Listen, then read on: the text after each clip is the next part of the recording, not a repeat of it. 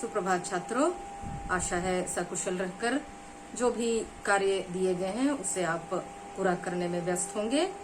आज मैं रसखान द्वारा रचित सवैये पढ़ाने जा रही हूँ। सवैये कवि रसखान। कवि रसखान द्वारा रचित पंक्तियां सवैये छंद में लिखी गई हैं और कवि का इस छंद में श्री कृष्ण के प्रति अटूट प्रेम भाव, भक्ति भाव प्रकट हुआ है। वे श्री कृष्ण से अत्यधिक प्रेम करते हैं।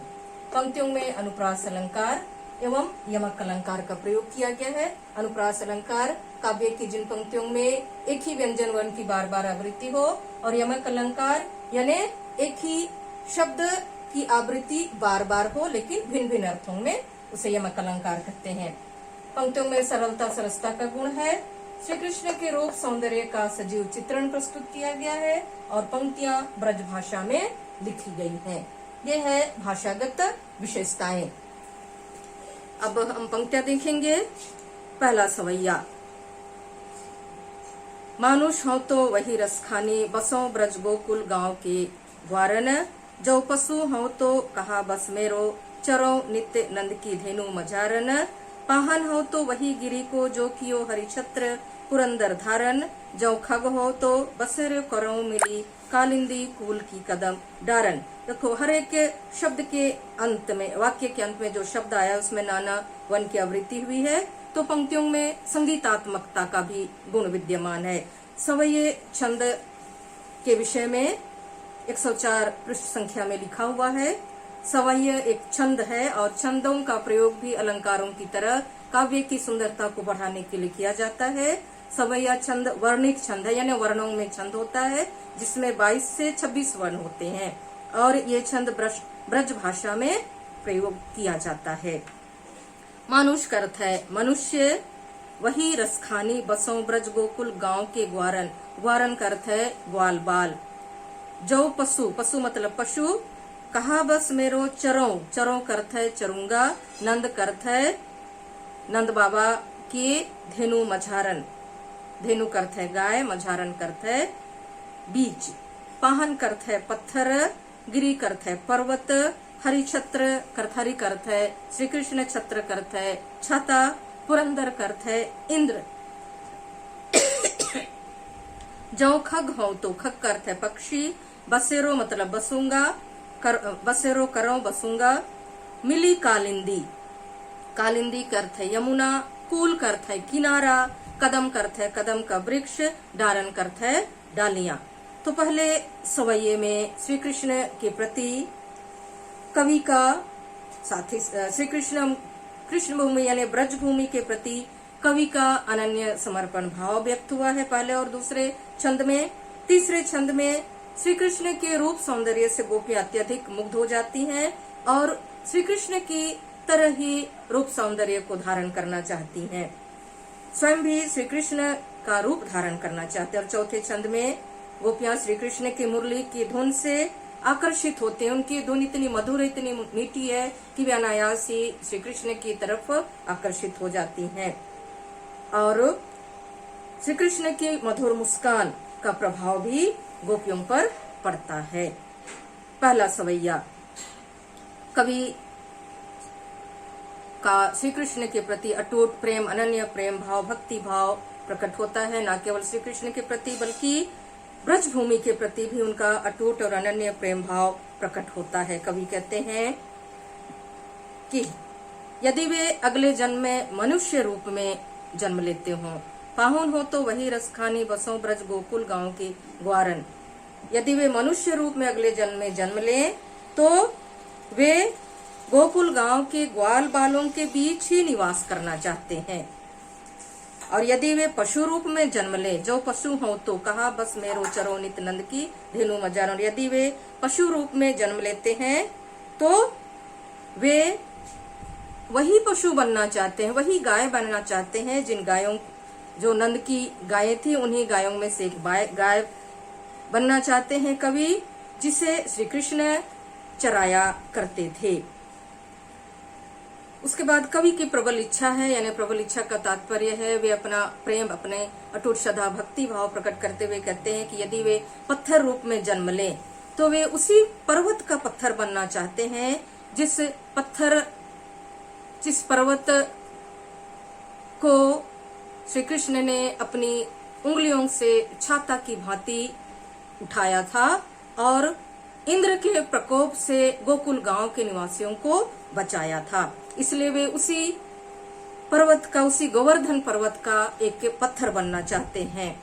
उसके बाद जो खग हो तो बसेरो करो, मिली कालिंदी कुल कदम की डारन। कालिंदी कुल कदम में कवन की आवृत्ति के कारण अनुप्रास अलंकार है। नित्य नंद में भी अनुप्रास अलंकार है।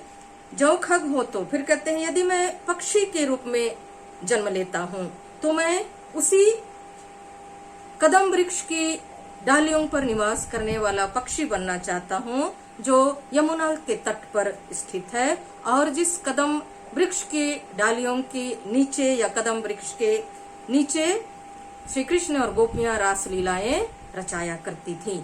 तो इस तरह पहले सवैये में रसखान का, कवि रसखान का संपूर्ण समर्पण भाव प्रकट होता है। उसके बाद आता है दूसरा सवैया। दूसरे सवैये में भी अभी हमने कहा था श्री कृष्ण भूमि के प्रति कवि का अनन्य समर्पण भाव प्रकट होता है। कवि कहते हैं या लकुटी अरु कामरिया पर राजती हूँ पुर को तजी डारो। लकुटी का अर्थ है लाठी, कामरिया का अर्थ है काली कंबल, तिहू का अर्थ है तीन, पुर का अर्थ है नगर, तजी का अर्थ है त्यागना, तजी डारो त्याग दूंगा। आठों सिद्धि और नौ निधि का अर्थ भी पीछे लिखा हुआ है। आठों सिद्धियां अणिमा, महिमा, गरिमा, लघिमा, प्राप्ति, प्राकाम्य, इशित्व और वशित्व, ये 8 सिद्धियां हैं। ये अलौकिक 8 सिद्धियां कहलाती हैं। 9 निधियां पद्म, महापद्म, शंख, मकर, कच्छप, मुकुंद, कुंद, नील और खर्व, ये कुबेर की 9 निधियां कहलाती हैं। तो कवि कहते हैं या लकुटी अरु कामरिया पर राजती हूँ पुर को तजी डारो। वे श्री कृष्ण जिस लाठी और जिस काली कंबल को ओढ़कर गायें चराया करते थे, कवि उस लाठी और कंबल को ओढ़कर श्री कृष्ण की गायों को चराना चाहते हैं। वे उसके बदले, यानी वे श्री कृष्ण की तरह गायें चराना चाहते हैं और अपना समर्पण भाव प्रकट करते हैं। और इसके बदले वे तीनों लोकों का सुख, तीनों नगरों का सुख छोड़ देना चाहते हैं। कवि पुनः कहते हैं जिस लाठी और कंबल को लेकर श्री कृष्ण गायों को चराया करते थे, कवि उन्हीं उसी लाठी और उसी कंबल के बदले वे तीनों पुरों का, तीनों लोकों का सुख त्यागना चाहते हैं। आगे कहते हैं आठों सिद्धि 9 निधियां, वे तीनों लोकों का सुख लाठी और कंबल के लिए तो त्यागना चाहते ही हैं। वे तीनों लोकों का सुख लाठी और कंबल के बदले छोड़ देना चाहते हैं, जिसे लेकर श्री कृष्ण गायें चराया करते थे। और वे पुनः कहते हैं वे नंद की गायों को चराने के बदले 8 सिद्धियां और 9 निधियों का सुख भी त्यागने के लिए तैयार हैं। वे ब्रजभूमि पर स्थित वनों रसखान कबोई नाखुन सो, ब्रज के वन बाग तड़ाग निहारो। कवि रसखान कहते हैं वे नंद की गायों को चराने के बदले 8 सिद्धियों और 9 निधियों का सुख त्यागने के लिए तैयार हैं। वे ब्रजभूमि पर स्थित वनों, तालाबों और बागों को प्रत्यक्ष देखना चाहते हैं। वे कोटिक एवं कलधूत के धाम करेल के कुंजन ऊपर वारू। कोटिक का अर्थ है करोड़ों, कलधाउत का अर्थ है सोना।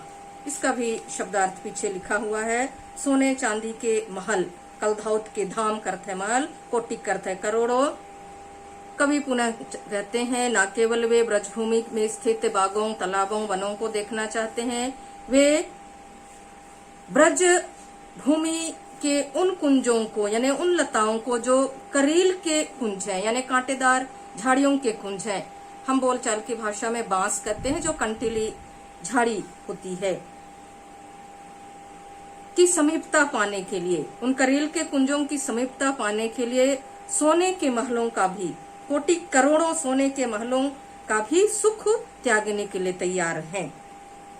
यानी हर तरह से कवि श्री कृष्ण ने जिन जिन जगहों का, जिन जिन वस्तुओं का प्रयोग किया, उनकी समीपता चाहते हैं और समीपता पाकर वे अटूट प्रेम भाव श्री कृष्ण के प्रति प्रकट करना चाहते हैं। अटूट और अनन्य प्रेम भाव कवि श्री कृष्ण से जुड़ी हर वस्तु के लिए प्रकट करते हैं। हर एक वस्तु से उनका विशेष लगाव है और इस तरह इन दोनों ही सवयों में रसखान कवि का श्री कृष्ण के प्रति अटूट श्रद्धा प्रेम भाव प्रकट हुआ है।